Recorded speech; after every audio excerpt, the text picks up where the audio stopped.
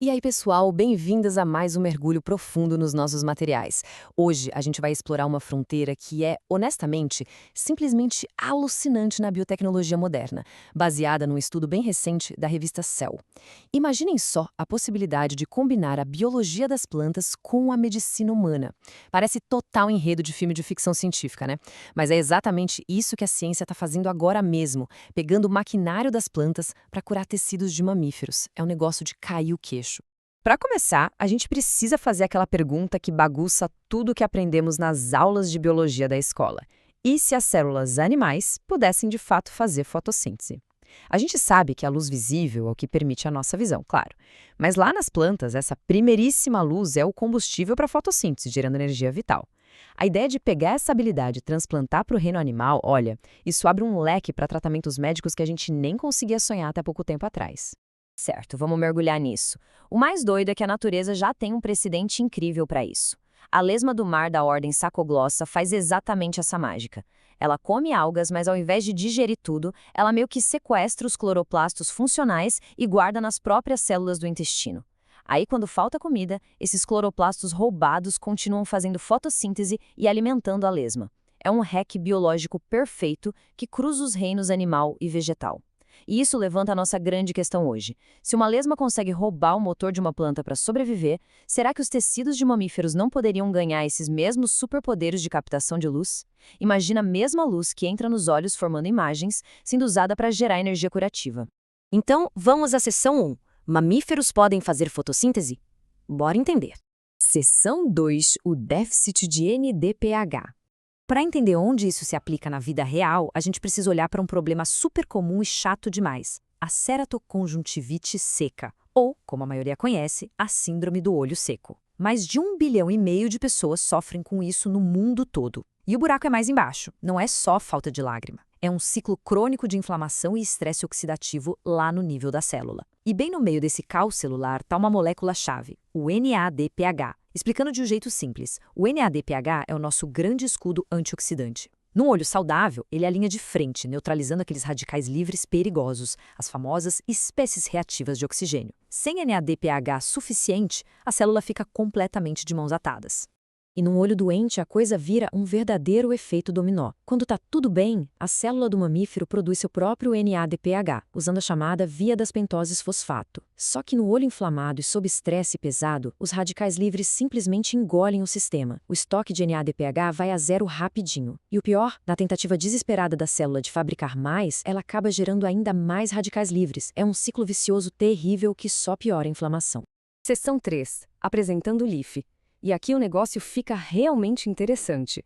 Bom, se o nosso sistema está em colapso e não consegue dar conta do recado, a sacada genial dos pesquisadores foi: vamos trazer uma fábrica de fora, totalmente independente e movida à luz ambiente. E o primeiro passo foi achar a matéria-prima perfeita. Eles testaram um monte de plantas, tipo o espinafre vermelho, alface, mas, quem diria, o bom e velho espinafre comum do nosso dia a dia foi o grande campeão. Ele entregou de longe a melhor proporção de clorofila e proteína para dar o pontapé inicial nessa tecnologia. Agora, o processo de fabricação é um espetáculo à parte na bioengenharia. Obviamente, não dá para só bater espinafre no liquidificador e pingar no olho, né? Os cientistas extraíram os cloroplastos e deram um choque osmótico bem de leve. E aqui está o grande pulo do gato, o passo 2. Eles removeram o estroma, que é a parte do cloroplasto que gasta energia. Depois, o que sobrou, que a gente chama de tilacoides, foi encapado com um surfactante de uso médico, o Pluronic F127, só para manter toda essa maquininha protegida e funcionando. Vendo essa diferença microscópica, é brutal. De um lado, a gente tem os tilacoides originais, desempacotados, uns trambolhos de uns 3.000 nanômetros que a célula animal nunca ia conseguir absorver direito. Do outro lado, depois desse trato com o polímero, temos uma nanopartícula perfeitamente redondinha e compacta de uns 400 nanômetros. É literalmente o tamanho perfeito para as células da nossa córnea engolirem sem problema nenhum. E aí nasceu o LEAF.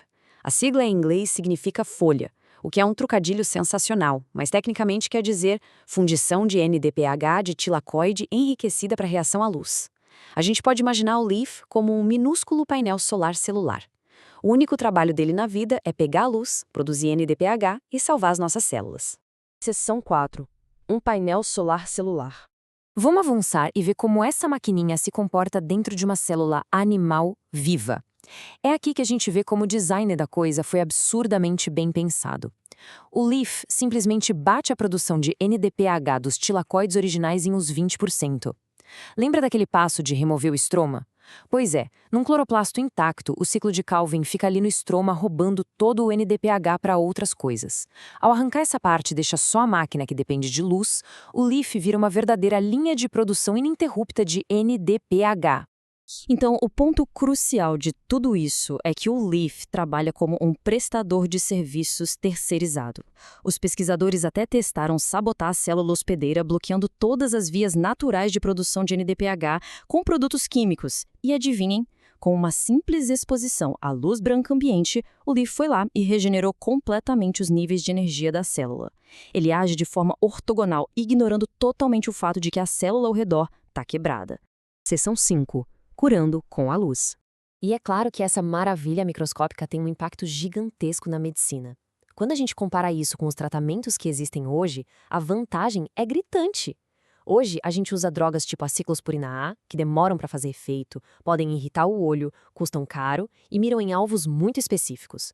O Leaf faz o oposto. Ele chega, produz NDPH ali mesmo, de forma autossuficiente e super rápida, cortando o mal do estresse oxidativo pela raiz. E a mecânica disso na prática ilustra brilhantemente a cura acontecendo. Por ter aquele tamanho perfeito que a gente comentou, as nanopartículas LEF são engolidas rapidinho num processo chamado endocitose. Elas entram nas células da córnea e, mais importante ainda, nos macrófagos, que são tipo os seguranças do sistema imunológico, indo atuar direto no olho inflamado. Aí, lá dentro, a mágica terapêutica acontece. A luz bate, o NDPH novo em folha gerado, ele imediatamente apaga o incêndio dos radicais livres. Isso causa uma mudança brusca na célula. Os macrófagos, que antes estavam no modo agressivo M1, piorando a inflamação, de repente viram a chave para o modo M2, que é o modo curandeiro, anti-inflamatório, ajudando a consertar o tecido.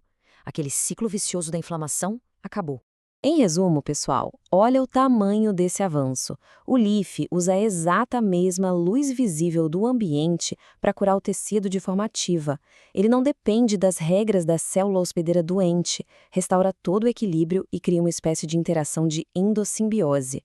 Basicamente, são minúsculas partes de plantas vivendo e salvando as células de um mamífero. Surreal. E para fechar nossa análise, fica aqui uma provocação para explodir a cabeça de vez. Se a biotecnologia de hoje já permite arrancar a fotossíntese de um espinafre e colocar para curar um olho inflamado, quais outros superpoderes incríveis podem cruzar as fronteiras da natureza em breve? A verdade é que a ciência está só arranhando a superfície dessa revolução. É de arrepiar.